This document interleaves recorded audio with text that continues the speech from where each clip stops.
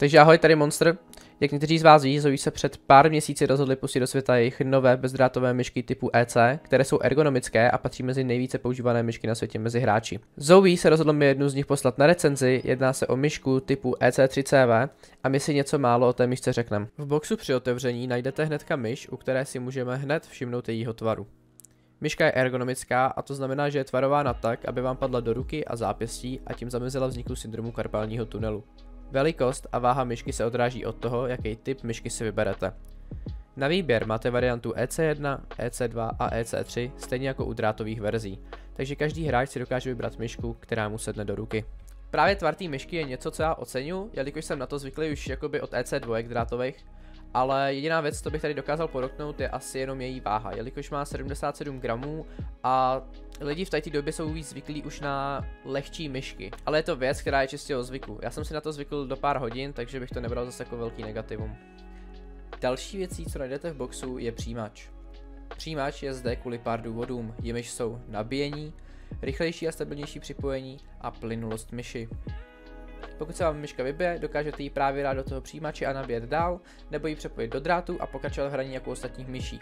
Myška mi při normálním používání vydržela cca 7 dní nabitá, což je za mě naprosto v pořádku, vydržela dlouho, já jsem byl naprosto spokojený. Nedokážu říct, jestli by ta myška přišla plynulejší při jejím zkoušení k tomu receiveru, ale jak jde vidět na videu, ten receiver by vám měl skutečně pomoct toho dosáhnout. Stejně tak, jako k tomu rychlejšímu a stabilnějšímu připojení.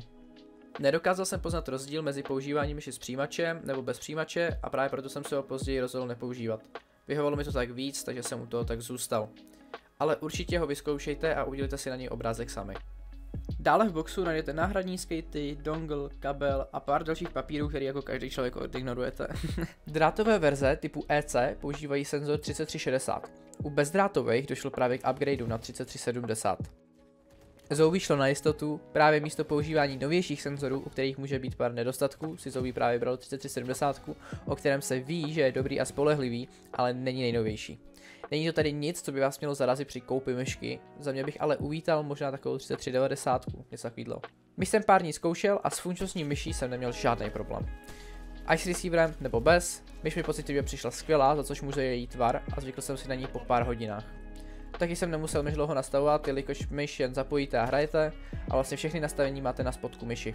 V tuhle chvíli je myš za 3500 korun, což je na můj vkus drahý a to je hlavně způsobeno tím přijímačem a že vlastně já osobně jsem ho tolik nevyužíval. Takže abych to nějak shrnul.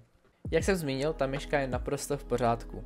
Ten její tvar je hlavně něco, co mi fakt dělá radost, je to prostě komfortní, vyhovuje mi to v ruce, je to prostě boží. Váha té myšky dokážu uvěřit, že by to někoho mohlo odradit, ale je to věc, která je čistě o zvyku, OK. Já jsem si po pár hodinách na to vlastně zvyknul a bylo to naprosto v pořádku. A ten receiver si myslím, že na každém z nás, aby se ho vyzkoušel a hlavně posoudil sám. Já chápu jeho využití a věřím, že to může někomu pomoct, nebo že to může prostě pomoci. Ale já sám ten rozdíl při tom zkoušení jsem fakt neviděl a rozhodl jsem se ho prostě dál nevyužívat, protože mi to přijde prostě pohodlnější používat čistě dongle, jelikož se vlastně nic nezmění, nebo pro mě se aspoň nic nezměnilo. Tak jo, tohle jsou všechny věci, které já jsem chtěl o myšce zmínit. Já doufám, že ti tohle video pomohlo a rozhodneš si třeba tuhle Zoe myš vyzkoušet a snad se ještě někdo uvidíme u nějaký jiný recenze, nějaký jiný periférie. Tak se zatím mějte, ahoj.